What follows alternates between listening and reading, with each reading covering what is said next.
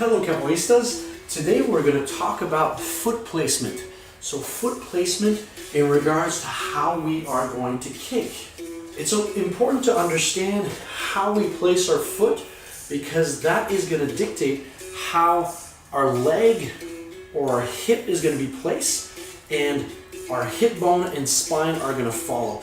If everything is placed optimally from our foot to the ground, then our hips will be able to do what their hips are supposed to do, which is to get that mobility, get that reach for that strike that we're going for, and our spine is going to be able to stabilize so that all that energy from our kick goes from our foot and goes through our body without causing any harm to our lower back.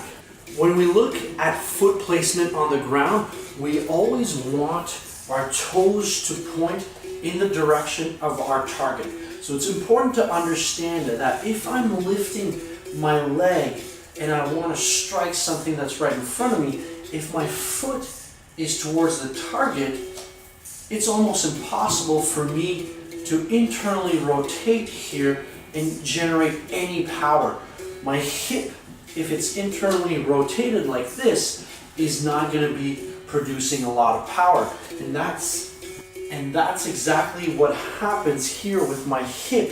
If my foot stays in the direction of my target here, my hips are not moving, my leg turns up, and here, as you can see, the bone is very limited in the movement. So this is all the range that you have to produce power. We're not going to produce a lot of power.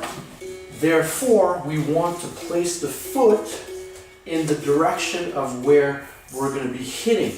If I do a martelo, for example, my target is in front here. I don't want to hit my target right there. I don't want to stop my foot at my target. I want ideally my foot to go through my target.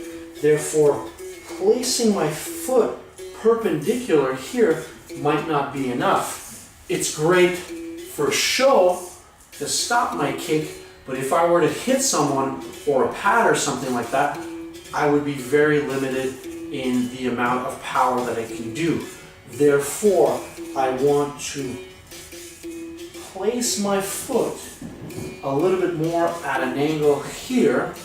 That way when I lift my hip, I'm able to extend, and if my target was here, my foot is able to generate power all through this range.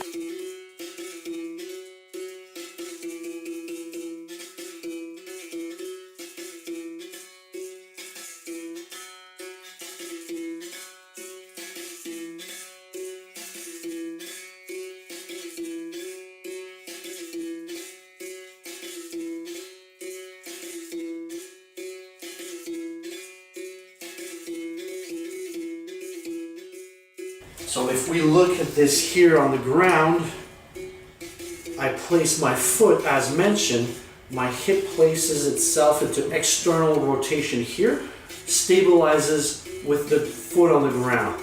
Afterwards, because my foot is in that direction, it's easier for my hips to rotate. I lift the other leg here, and in this position here, look at all this range of motion that I have, right? It's all flexion. It's all from the psoas here that's meant to flex. There's no internal rotation that I saw before. Therefore, mechanically, we are at a much better advantage to do our standing kicks, our striking kicks in that position. I hope this little positioning trick helped you guys develop a little bit more in your kicks. If you have any questions, if you have any comments, please let me know. I always like to give you guys information that helps to bring your game to a higher level. So thank you again for watching, and we'll see you on the next show.